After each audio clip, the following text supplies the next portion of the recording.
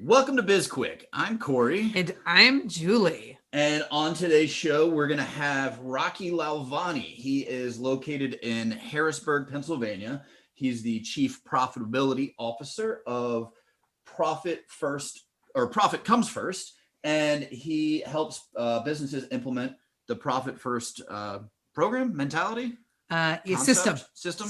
Yeah. Yeah. So he'll be on here shortly. But first, Julie and I, we're going to talk about things like budgeting, money, perceptions, beliefs. Beliefs. How you learned about money. Yes. Also, I do want to say though, it's not possible for me to hear someone say Harrisburg, Pennsylvania, and in my head not go the HBG. That happens. I don't know why. Yeah. Well, I should probably stop. Anyway. Stop doing that. Yeah. That's you sound dumb. At least out loud. Fair enough. You're not nice. That's fine. Anyway, so Julie, we both kind of came from similar families in terms of small business owners, and money was always a thing that parents didn't like each other. Yeah, parents didn't like each other, but money was always a thing. That was talked about. Well, at least in my family. In my family as well, but in my family, what was talked about with respect to money was how there was never enough of it, right? Which is really weird considering, that what I know now about, like, we never really wanted for anything, but it was always, my dad always made a really big deal out of us wanting anything, like needing anything, and it costed money. It was really a very weird dynamic. Yeah. My parents got divorced when I was young. So like I live with my mom, and I didn't get much in terms of like financial help from my dad, but I didn't really get much of anything from him either. Emotionally, physically, whatever. But anyway, I don't know why I'm laughing. It's not funny. But my mom, though, on the other hand, I mean, she did a very good job of putting like a good concept of money in when she raised, myself and my brother. And one of the things that always annoyed me when I was growing up, but it really stuck, was my friends, they all got allowances and I never got an allowance. And when I would complain about it, she's like, well, that food costs money. It costs money to keep the lights on. She's like, I can give you allowance, but then I can charge you for all the things you're using. And so, that's kind of how I was raised. But it made sense to me. And again, like I never felt like we were poor. And it was one of those things, like if I ever wanted to go out with friends to a movie or whatever, she didn't have a problem, giving me a $10 bill to go get, some popcorn or whatever. But for the most part, I also started working when I was like 12. So your mom was kind of an assassin. Yeah. Yeah. I can remember every time I wanted money that it was just this really big ask. Like I was asking like my dad for one of his fingers or something, right? Versus that whole like, I didn't get an allowance either.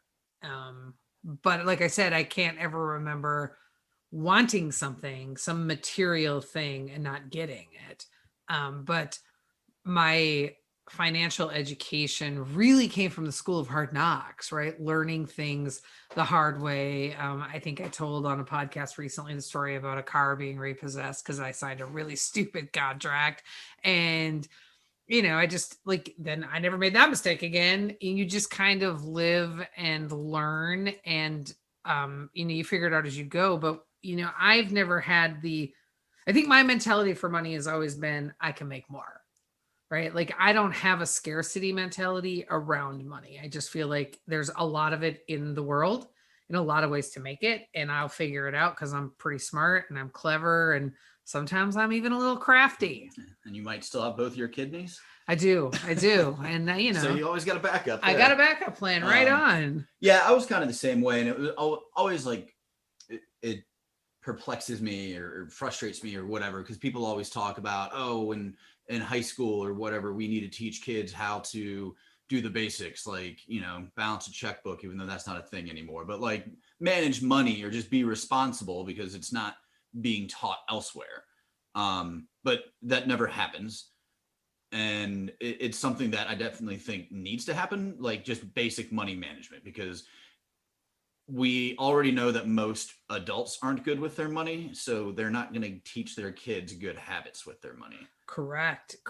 And because we know that most adults aren't good with their money, we also know that most small business owners don't have a lot of knowledge or enough knowledge for them to really be good with their finances and their money and their business. Yeah, we've talked about that a lot. I mean, just people, they put their head in the sand when it comes to looking at bank accounts or, financial statements or anything like that. And, they take advice from accountants and whatnot, but, there's a difference between like just having a balanced bank account and actually like making smart decisions with your money. Yeah. I'll never forget the first time we heard a client tell us that he had just learned from his accountant like the week before or the day before that he was profitable and he didn't know. And we were like, and he had been in business for like 7 or 10 years. Yeah. And we were both like, wait, what? And we're trying to hide from our, like the look of like pure shock on our face. Like, wait, what? Yeah. But again, I mean, the barrier to entry for a lot of businesses is just having some cash to get the business going. You don't need certifications or knowledge or anything like that. For a lot of businesses, you do for some. Right. And I mean, I have long believed, well, yeah, I think it's important to teach the fundamentals of finance, right? And it's more than like accounting or, a balance sheet. There's a lot more to finance than that, right? But I also think it's equally important to teach the fundamentals of being an entrepreneur, because there's a lot more to running a business than just hanging your open sign on the front door. Exactly. Yeah. Well, we've got Rocky in the waiting room, so let's go ahead and bring him in. We should bring him in, but before we do that, why don't we take a quick break? Let's do that. Okay.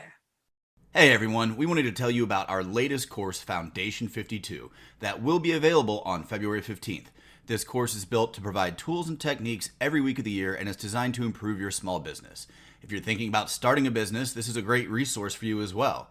We walk you through sales, customer service, disaster planning, growth strategies, and so much more. Head on over to SB Pace to sign up today.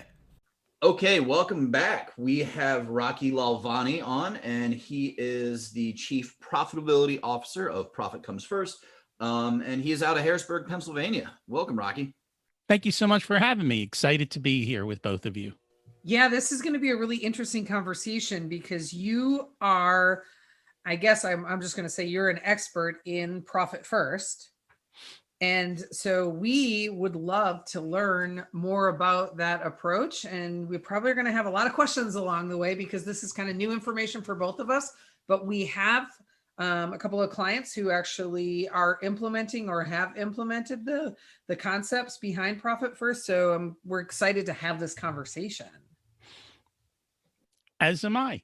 Always happy to share and help small business owners survive and thrive. I know, right? That's what we say, survive and thrive.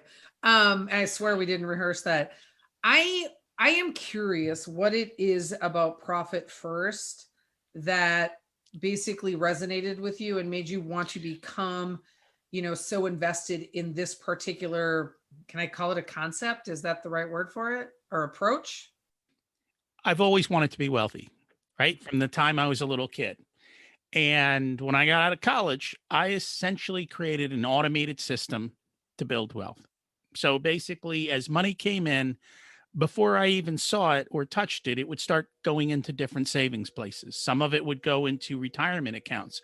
Some of it would go into after-tax accounts. And over the years, I kept increasing the amounts that I was saving. I would always look around and go, why is money so hard for people? And I didn't realize that most people weren't taught about money. When I started to think about it, I realized for whatever reason, we're an immigrant family to the United States. I came here when I was little. My parents would talk about money. They would talk about money with their friends because they had to figure out how to live here and how to survive and thrive, right? I have a Bachelor of Science in Economics. I have an MBA. Neither of those places taught me how to build wealth. They didn't teach me those principles. And I always wanted to help people with money, but I couldn't figure out a way to help them. And probably about, I don't know, 7 years ago, I went down, I spent a week with Dave Ramsey's group doing their master coaching program, realized I don't want to work with broke people. Um, thank you, but no, thank you. So I started working with high income people. And the problem is what I do is help build wealth over time. Nobody wants to invest in how to be a millionaire over 10 years. They all want to be a millionaire tomorrow, overnight, this weekend. Guess what? That doesn't work.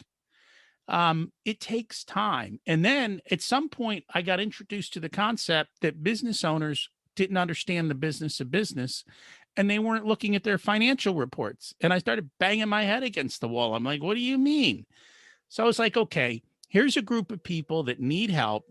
I have an expertise. I can help them. This is the perfect match. Do I go this alone or do I partner with somebody? So I looked at some of the different systems out there. There's different CFO services. There's different types of things out there. But what I realized is Mike put into words for business owners what I've been doing my whole life. And I'm like, well, I could put it in my words, or I could just take his words. And it's a lot easier to take his system, right? I wouldn't have to waste my time trying to figure it all out. So let's just roll with his. He allows me the flexibility to tweak it the way I want. So I tweak it to my needs and to best serve my customers. And so we're just in 100% alignment. That's great. And it is amazing. And we talk about this all the time, about how little people, like business owners, know about their own finances. And frankly, I mean, most of them are scared to even learn about it. It's not an easy subject to start with, and nobody's taught it at a young age. And then they get into business and they're like, well, I've got money in the bank account. I guess I'm doing okay. You know? Yeah.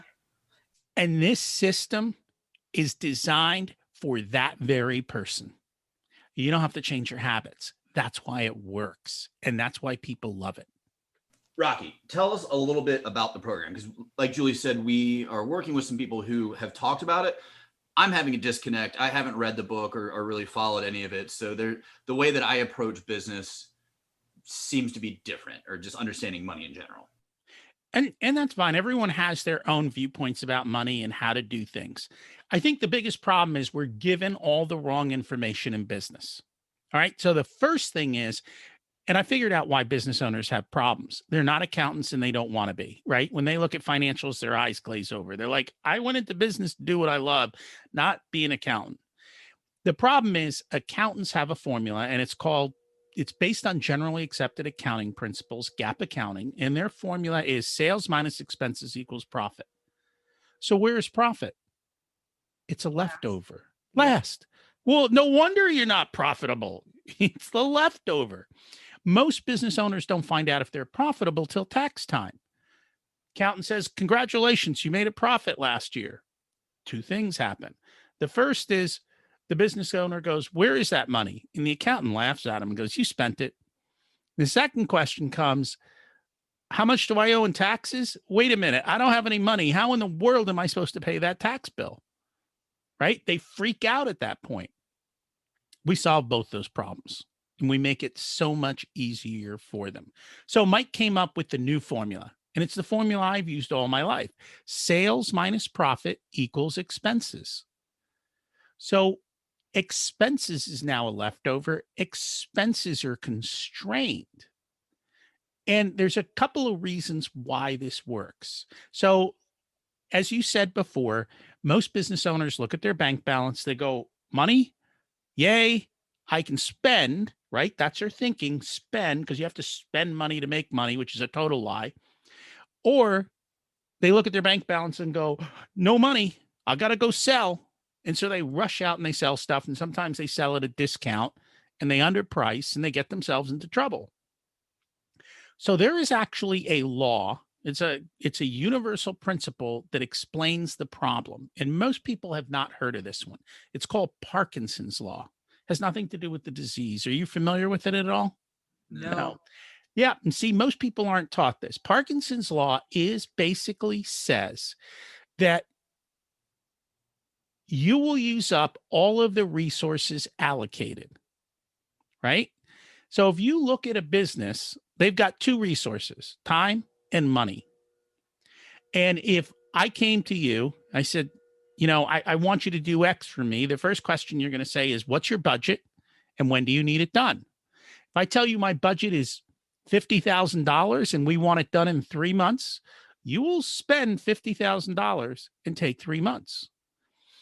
But what if I came to you and said, my budget's $5,000 and I've got a week?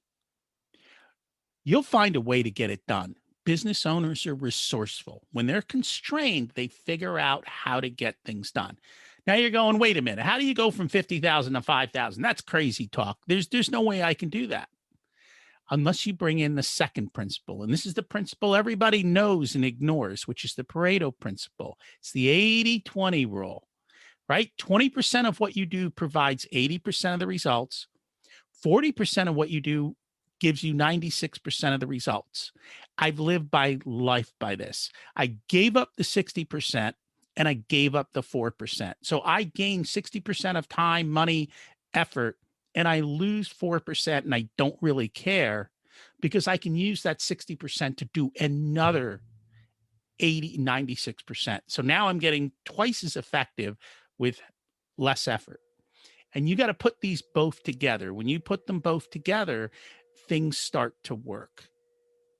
And so it's what we're doing is we're constraining your money. And the way that Mike does this is basically most business owners don't want to look at financial statements because they're rear view mirror. They happened a month and a half ago. They're like, no. It's today. I need to think about tomorrow and where I'm going. So he created this system, and it's very similar because many of you may have heard of the envelope system, right? In the old days, people would get money, they get their paycheck, and they take a portion of it and put it in the rent envelope, a portion in the grocery envelope, a portion in the utility envelope, and you would spend from that envelope until you were done, and then you would stop spending. Essentially, you constrained yourself. So Mike did the same thing for businesses with bank accounts. We create 5 bank accounts. The first one is called your income account. All your money goes into your income account. Anytime you look at your income account, you know how much you sold, right? Immediately, I know how much I've sold and collected because my income account shows it to me. Then we create 4 more accounts.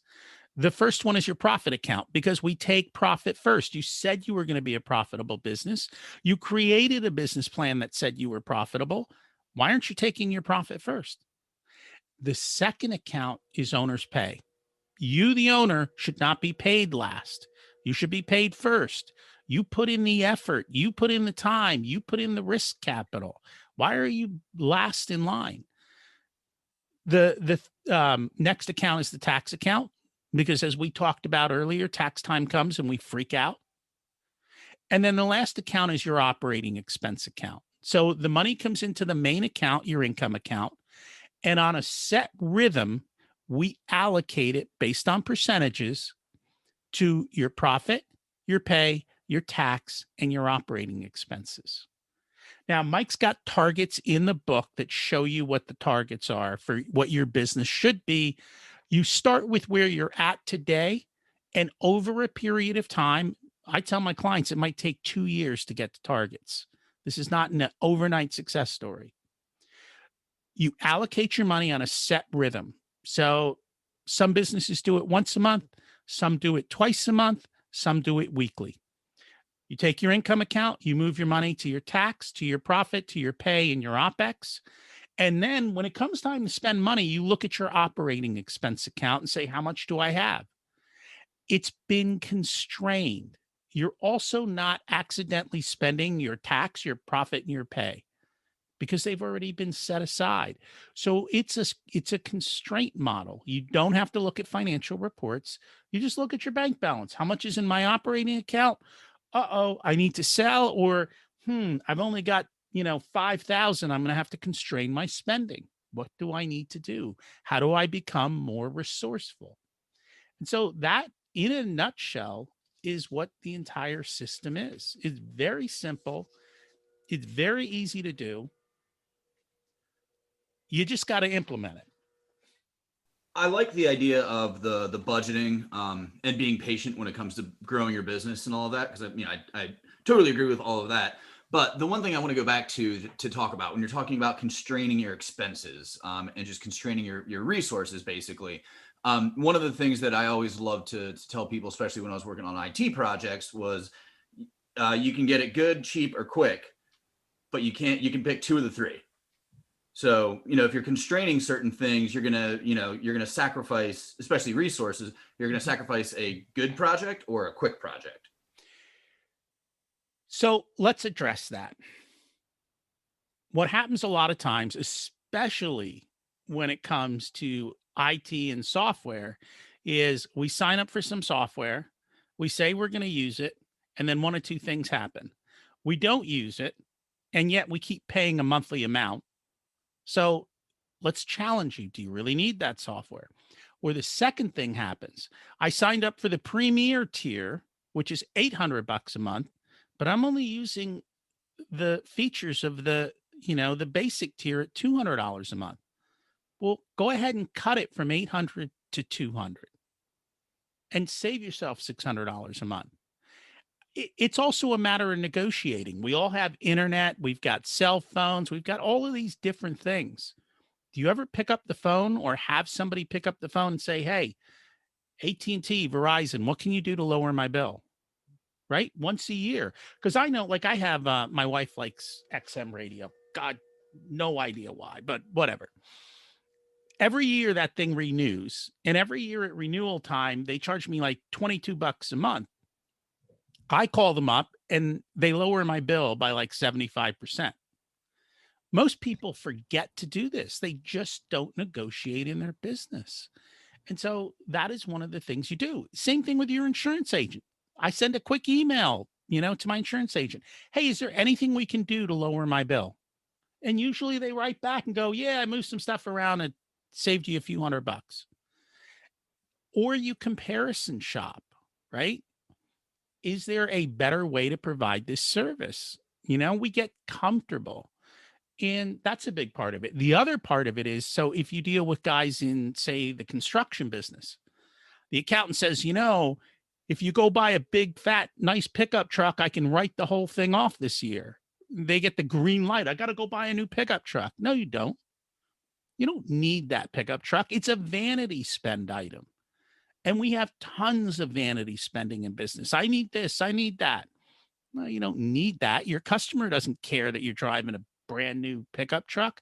They care that you fixed their house or did the job. So a big part of it is to get rid of vanity spending. When appropriate, spend appropriately, do spend for good, get quality items. And it's like you say, if we don't buy quality items, we're going to be replacing them and they're going to gum up our business. So, but do that appropriately with things that really are valuable in your business. You're just forced to think about your spending and not spend without thought. Yeah. That kind of wraps it up. I might still disagree with you a little bit, but, but yeah. So let's disagree. What do you disagree with? Well, there's certain things, you're going to have to spend money. And again, like for some people, and maybe it's just the way that I think, because the changing the sales minus profits to equal expenses makes sense. But I also come from a world where I already know where my cost percentages should be. So anytime that I'm buying something or selling something, I already know what I have to charge in order to hit the numbers that I need. So you're part of a small minority of business owners who know their numbers, and you're appropriately pricing. So the other half of this equation is appropriately pricing. One way you can increase profit is to charge appropriately. And just as well as I do, a lot of business owners underprice their product offerings. Yes. So regularly. Yeah. Regularly. So that is part of this whole equation, is to think about the numbers and appropriately price things. So Rocky, are you basically what we would refer to as an implementer, where you're going out and teaching small businesses essentially how to implement profit first into their organization? So yes, I do that.